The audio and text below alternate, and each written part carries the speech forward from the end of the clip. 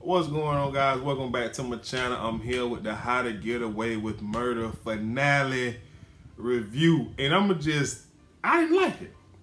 I did not like it. I'm gonna tell you why I didn't like it. Then I get into, the episode. First of all, I did not like that they teased us like Wes was living.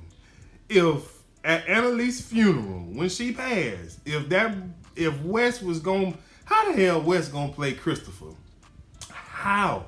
You mean to tell me y'all couldn't go and cast a mixed biracial boy to come play Christopher? You had to get the OG, the daddy, to play Christopher. All y'all had to do was reach out to Kenya Barris, blackish, mixed black AF guy, all of that. He could have got y'all somebody the skin tone that y'all needed, but y'all chose to use Wes and play with us and make us think Wes was living. That pissed me off. The second thing that pissed me off was the ending. The fact that I was happy that Annalise won her case. I mean, it was for the sake of the TV show. I halfway wish she would have went to jail. I mean, because I felt like it was, at least, the finale episode was a bunch of bull, because the prosecution, the witnesses that they called this episode was trash. It didn't seem like none of the evidence they had was hard evidence. Even when Annalise crossed the governor, I wanted her to go at her like she went at them damn kids, but it didn't do it for me. But anyway, Annalise, she was found innocent on all charges.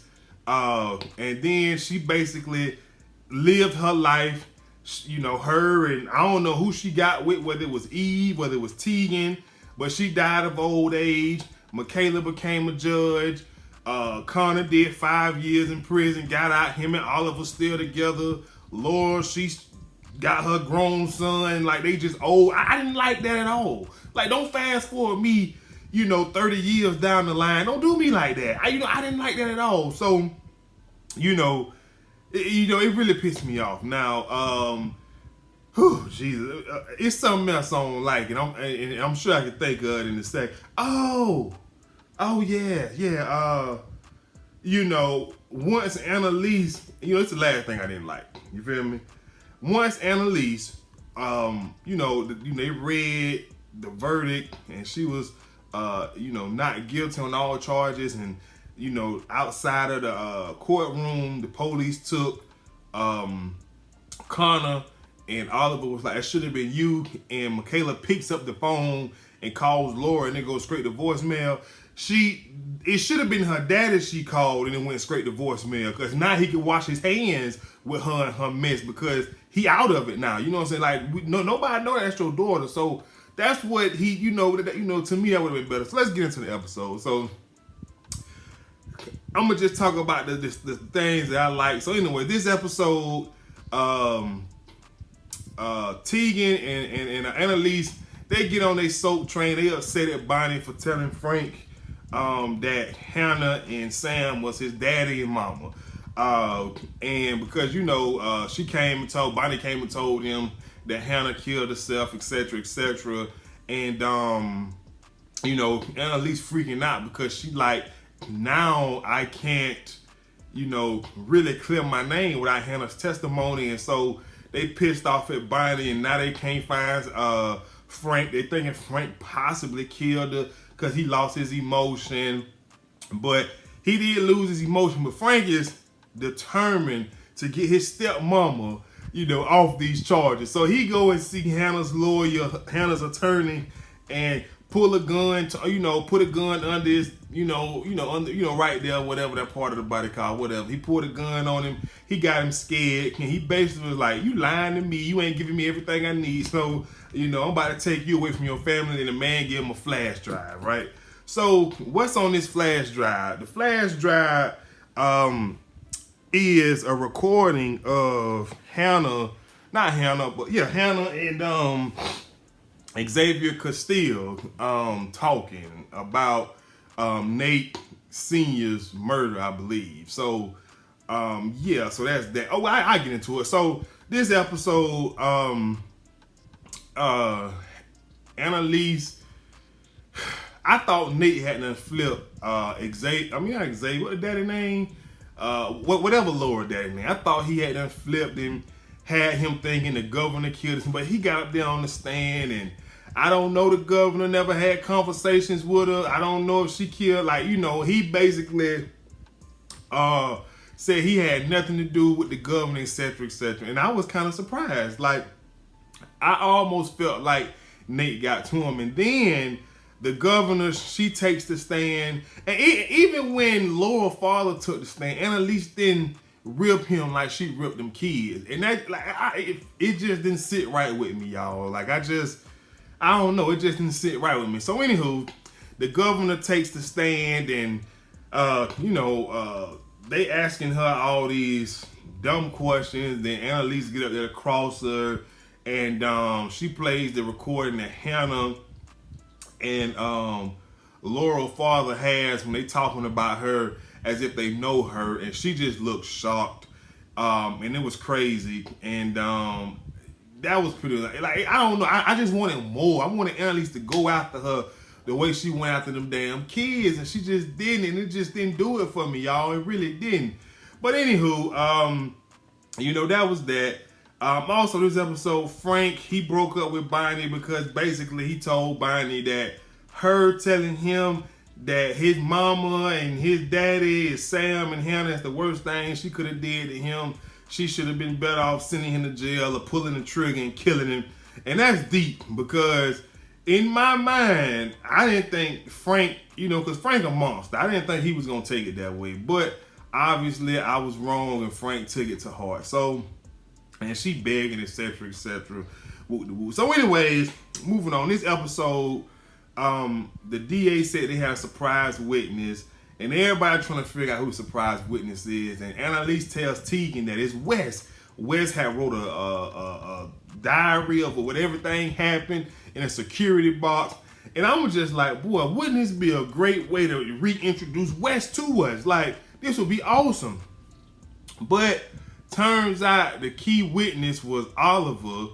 He was going to testify that he deleted photos of Annalise and Wes naked and all that. Like, I don't know why they trying to make Annalise and Wes hunch so bad. Like, it just don't do it for me. So, but he obviously ended up not getting on the stand because of his situation with his boyfriend, with his husband, Connor. Connor found out that he lied to him about going to the library, trying to help him get the same deal that Michaela got, because the DA called Connor back in and offered him the exact same deal that Michaela was given, just probation, no time, no jail, or nothing.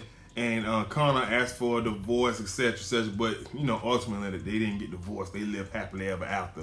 But it pissed me off, because that could have been a great opportunity to bring Wes back in the picture, right? So anyways, this episode, Nate, he takes the stand, and I really didn't know where Nate stood with us. Like, it felt like, last week or the week before when he killed Xavier, Laura brother, that he was back on Team AK. It felt like he was back on Team Anime, but I just didn't know what he was going to do on the stand, and neither did Annalise. So Nate got up there.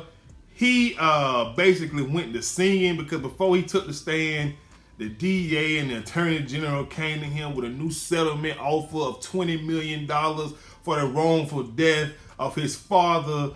And they was basically trying to buy his testimony. And it's so sad that the show went off the way it did. It should have went off with the FBI guy and the Attorney General, the U.S. District Attorney and the governor. All of them should have been arrested. That's how the show, that should have been in the show, because the corruption that went through from Nate coming out telling the truth, Connor coming out and telling the truth about how they want them to lie and say this, that, and the third. They should have wrote in the episode all of those individuals were arrested. And that pissed me off too. So Nate pretty much got up there. He said, at first, I thought Annalise set me up for the death of her husband, but it was not her. I was wrong. And also the FBI is covering up. One of their agents killed Asher Millstone. Like, he just started ringing it out, just letting all the tea loose. And I'm just like, oh my God, this is really what's gonna give Annalise the win. We don't even need Hannah at this point. So, Nate, afterwards, Nate came over to Annalise's place and he basically told her that for a long time he blamed her, he hated her, but this is the only way he can move forward, by forgiving her and, start his own chapter, etc., etc. He goes on to start his own law firm, Leahy something, you know what I'm saying? Because he gonna get, he ended up getting his money, probably more than 20 million, I would imagine. So, that was that. Also, before I go any further, Tegan admitted to Annalise that she is in love with her. She has tried her hardest to fight it, but she just cannot fight it. It's just something by Anna Mae Harkline or whatever her maiden name is. She said, it's just something about you. I love you. I need you. I got to be your boo. And me personally, I would root for Tegan and Annalise. I would love if they had a spin-off. Well, I mean, obviously technically they could still have a spin-off of the show, you know what I'm saying? Because it was like a 30 or 40 year gap between the end of the case and when Annalise died. So technically they could do a spin-off with Tegan and Annalise, or even a spin-off of Michaela since she became a judge. But nevertheless, after the case, Annalise talking to the press, Bonnie sees Frank. He's walking weirdly, and she goes to, I guess talk to him or whatever the case is. And next thing you know, the governor's coming out. Frank pulled his gun. He shoot and kill the governor. Her security team shoot and kill him. Bonnie's sitting there condoling him, telling him to fight through. Her adrenaline is pumping and running, etc., etc. And then he dies, and Annalise comes over, and she see Bonnie has been shot. Annalise crying, no, Bonnie, I need you, girl, don't go, do all of this, all of that, whoop-de-whoop. And Bonnie ended up dying. It just didn't do it for me. It just did not do it for me seeing Bonnie and Nate die. It just didn't do it for me. Now, y'all might be different. Y'all may have enjoyed that bull, but I didn't. I could care less about definitely Bonnie. With Frank, his story did get kind of interesting, toward the last 2 or 3 episodes, especially, this episode when he goes to Gabriel, because, they thought Gabriel was a surprise witness and give Gabriel the $87,000 he had left from, setting up Annalise to get hit and, kill the baby. And, so he went and gave his stepbrother some money to go and start a new life. I don't know. Like, it just didn't end the way I wanted it to, man. It could have been so much better. It really could have been. And I was tweeting because it seemed like they were trying to make the episode a little bit about Connor and Oliver. Like, if he want to go to jail, let his ass go. Like, it's 5 years. He do 2 1/4, 2 1/3, and he out on good behavior. Like, come on, he wanted to go to jail. So, if you just want to go to jail, hey, be my guest. Go. But I don't know, man. It just, it just didn't do it for me this episode, man. I'm so sad that the show is ending, and I'm even more sad that it ended like this. And then Christopher, he, takes up teaching at Middleton, and he's gonna teach the famous class that Annalise Keaton came so famous for, how to get away with murder. And he envisions her sitting in the audience like, I don't know, man. It was just, I just wasn't feeling it, man. Y'all, so I'm gonna get off my soapbox and go on about my day. Y'all let me know what y'all thought about the episode. Let me know if you liked it. Let me know if you had a better ending, an alternate ending, or maybe I'm just tripping, man. But y'all let me know, and I'll holler at y'all good folks later, man. Happy Friday. You know the vibes. I'm out of here. Peace.